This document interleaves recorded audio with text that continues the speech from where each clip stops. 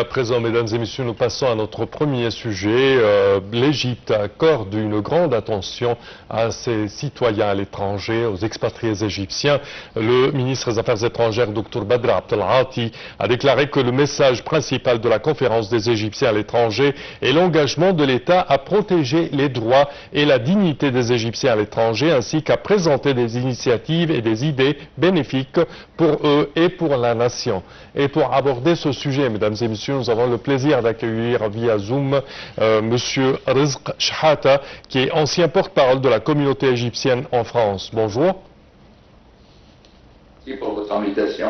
Merci à vous. Alors, je vous interromps pour passer ce compte-rendu sur la situation. Alors, le ministre des Affaires étrangères, chers téléspectateurs, a affirmé que la protection des intérêts des Égyptiens à l'étranger se poursuit dans le but de répondre efficacement et rapidement aux aspirations des citoyens égyptiens. Pour plus de détails, voici un commentaire.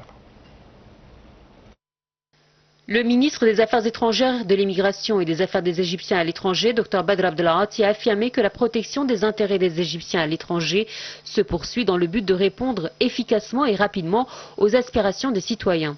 Cette déclaration a été faite lors de son discours à l'ouverture de la 6e édition de la conférence des Égyptiens à l'étranger, organisée sous le slogan « De partout, l'Égypte comme destination », qui s'est tenue au Caire les 3 et 4 août sous le patronage du Premier ministre Dr Moustapha Madbouli. Le ministre a ajouté que de nombreuses initiatives gouvernementales ont été lancées pour servir les Égyptiens vivant à l'étranger, soulignant que des efforts soutenus ont été déployés tout au long de l'année écoulée pour mettre en œuvre les objectifs de la politique étrangère de l'Égypte. Il a également insisté sur le fait que le rôle historique et actuel de l'Égypte en soutien à la cause palestinienne n'est pas sujet à discussion ou à remise en question. Il est à noter que la conférence vise à renforcer les liens entre l'État et les Égyptiens vivant à l'étranger, à aborder leurs problématiques et à présenter les opportunités de participation aux plans de développement nationaux. Elle constitue une plateforme de dialogue ouvert entre les Égyptiens expatriés et les décideurs et se tient chaque année pour exposer visions et propositions aux ministres et aux responsables.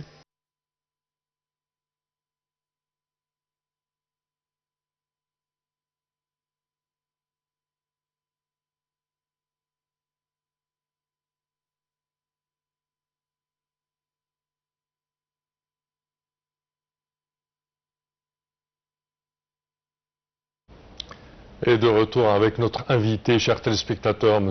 Rizq Shahata, qui est ancien porte-parole de la communauté égyptienne en France. M. Rizq, bonjour. Bonjour, merci pour votre invitation. Merci à vous. Alors, premièrement, quand on parle des initiatives accordées par l'État aux expatriés égyptiens, quelles sont les grandes initiatives durant ces dernières années?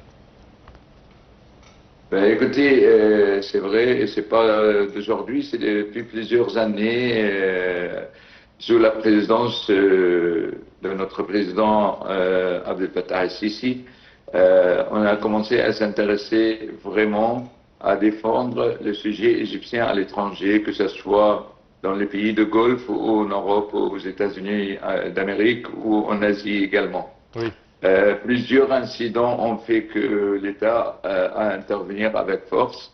Et maintenant, avec notre ministre des Affaires étrangères, M. Badr Abdelghati, on est sur la même ligne et on continue à défendre, à travers les immigrés égyptiens, à défendre aussi l'image de l'Égypte et de sa dignité. Oui.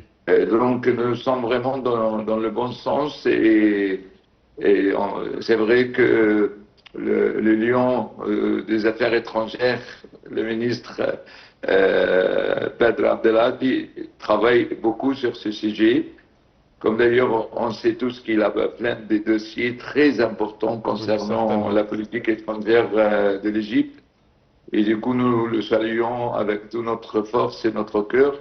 Mais moi, avant de demander des mesures des autorités égyptiennes vers les Égyptiens des étrangers, c'est le contraire que je pose, c'est-à-dire l'Égypte a besoin de quoi de ces Égyptiens à l'étranger. Nous sommes la première ligne pour défendre diplomatiquement et politiquement et les positions de l'Égypte et de notre président Fattah el-Sisi. C'est un devoir. et on doit l'assumer. C'est le minimum qu'on peut faire en tant qu'Égyptien immigré à l'étranger. Parfait. Parfait. Dans la dernière conférence des expatriés égyptiens en Égypte, depuis à peu près une semaine, plusieurs initiatives ont été lancées, telles que par exemple la numérisation des services consulaires. Alors comment voyez-vous ces services? C'est pas que nécessaire, c'est vital aujourd'hui, la numérisation de tout ce qui est dossier, état civil et autres. Oui. C'est vraiment vital. Les grands pays font ça déjà depuis plusieurs années. La France, dont je vis, elle le fait depuis plusieurs années. Et je pense que ça facilite beaucoup de choses. Et même pour la sécurité, c'est très bien d'avoir accès tout de suite à des données d'état civil pour chaque personne, et ça facilite les tâches pour nous. Les services numériques, ils restent 7 jours sur 7, 24 heures sur 24. Donc, on peut faire nos démarches tranquilles à n'importe quelle heure et à n'importe quel jour. Et c'est très utile et c'est très efficace. Et d'ailleurs, nos enfants, actuellement, ils ne vivent qu'avec ça. Également, parmi les initiatives lancées par le ministère des Affaires étrangères pour rapprocher les Égyptiens de l'étranger à leur pays d'origine, surtout la nouvelle génération des Égyptiens à l'étranger. Oui, justement, nos enfants doivent connaître beaucoup l'Égypte. Et à ce titre, je demande à notre ministre des Affaires étrangères, c'est peut-être pas son rôle, mais il peut aussi intervenir. C'est quand il y a des grandes familles, un couple avec 3-4 enfants qui part chaque année en été pour le Caire ou pour l'Égypte en général. Et toutes les compagnies aériennes augmentent le prix en ce moment-là et ce n'est pas bien du tout parce que il faut qu'on pousse nos enfants à aller souvent dans leur pays d'origine, les découvrir, les défendre.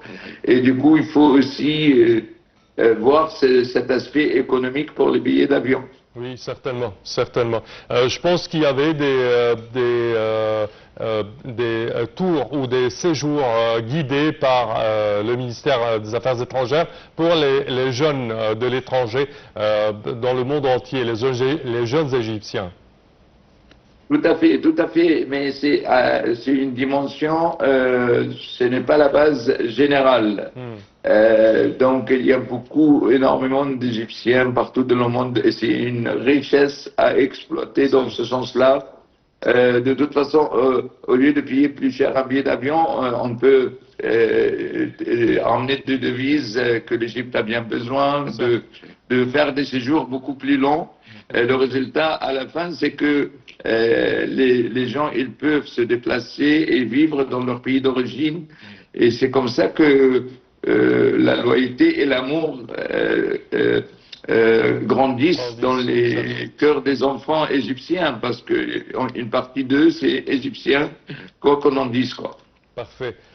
Également, plusieurs autres initiatives et projets ont été lancés, tels que Ebni Betak Foumas, ou Construis ta maison en Égypte, d'autres initiatives. Est-ce qu'il y a des initiatives ou des services que vous voulez initier, selon vous, oui, les Égyptiens que vous connaissez en France veulent initier d'autres services pour les proposer au ministère des Affaires étrangères? Oui, on a besoin quand même de beaucoup plus d'écoles pour enseigner la langue arabe. Oui. Je pense aussi là-dessus, l'État doit faire quelque chose, surtout pour nos enfants dans les pays européens et dans les pays États-Unis d'Amérique, etc. Et ils ont besoin aussi de maîtriser leur langue mieux que ça. Je trouve que ça aussi, ça ne sera pas le domaine du ministère des Affaires étrangères, oui, mais ça sera l'éducation nationale, mais en même temps, pourquoi pas en coopération avec le ministère. En coopération avec le ministère des Affaires étrangères. Exactement. Le rôle du ministère des Affaires étrangères, c'est le premier rôle, bien sûr, mais s'il peut aussi demander au ministère de l'Éducation nationale d'étudier aussi ce service qui est très important aussi. Oui, certainement, certainement. Également, le transfert de fonds des expatriés égyptiens vers l'Égypte. Comment voyez-vous les services offerts à présent? Franchement, toutes les mesures qui ont été prises jusqu'à maintenant, c'est positif.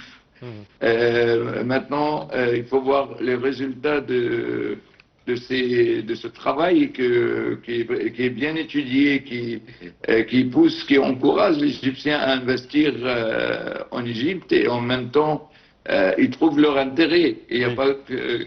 L'intérêt, c'est dans les deux sens, au fait. L'intérêt dans les deux sens. Et puis, il y a la partie du cœur aussi, mais il y a la partie économique dans ce dossier, c'est-à-dire comment un investisseur égyptien ou tout simplement un citoyen égyptien qui veut faire un petit projet ou acheter sa deuxième maison en Égypte qui lui permet d'y aller chaque année, comment il peut, avec ses moyens, d'aboutir à acheter. C'est bien d'acheter un bien dans nos pays d'origine parce que c'est un lien aussi affectif quelque part.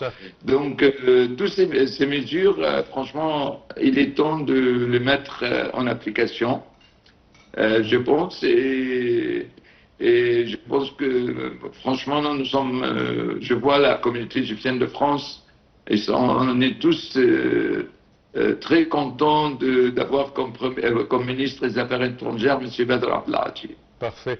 Également, parmi les initiatives lancées durant la dernière conférence des expatriés égyptiens, il y avait une sorte de réseau qui regroupe les expatriés égyptiens de par le monde entier avec leurs projets, leur travail et leurs exemples à suivre. Comment voyez-vous une telle initiative?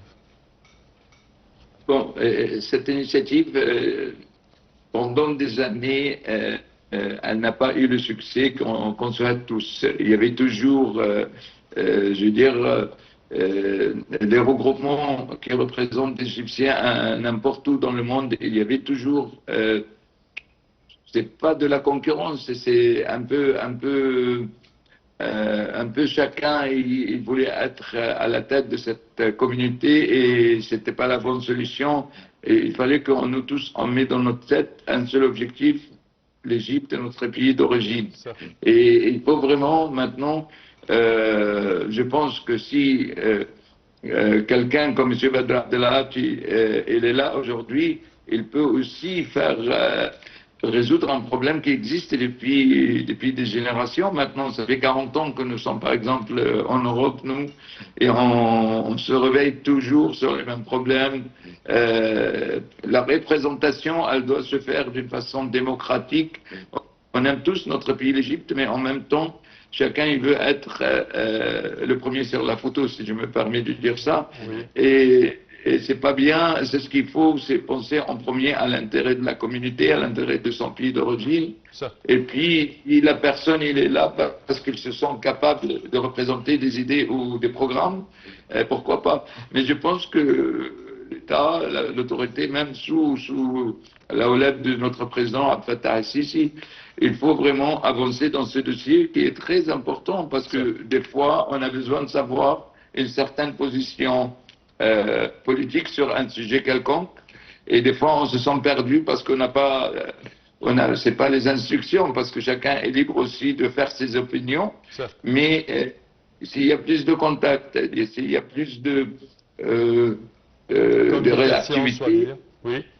Absolument, on peut y arriver à des résultats meilleurs et c'est ce que l'Égypte a besoin en ce moment. Quand l'Égypte elle est attaquée par les gens du mal, comme on dit, il faut que les citoyens honnêtes soient là aussi pour défendre leur pays. C'est le minimum, c'est un devoir. On n'a même pas besoin de réfléchir. On doit défendre notre pays contre des gens qui disent du mal sur nous. Oui. Et comme ça arrive en ce moment, c'est à la mode, ils n'ont rien compris encore, ils ne savent pas ce que c'est l'Égypte. L'Égypte, c'est un pays très grand et on ne peut pas lui faire des faces comme ça et ça ne sert à rien parce qu'on est toujours là pour défendre notre pays. Certes. Certes. Monsieur Rizk, également, depuis à peu près une semaine, on avait eu une entrevue avec le chef du club des Égyptiens à Lyon. Alors, il a parlé que les étudiants égyptiens arrivent sans domicile fixe, sans quoi que ce soit. Alors, il essaie de régler leurs problèmes. Est-ce qu'il y a d'autres, tels que par exemple Paris, est-ce qu'il y a un tel problème qui se répète à Paris pour les étudiants égyptiens? Paris, c'est une grande ville, un grand capital. Depuis longtemps, on a la cité universitaire, là où il y a depuis quelques années, le président Al-Sisi a inauguré la maison d'Égypte, et c'était quelque chose qu'on attendait depuis des années, et ça a été fait.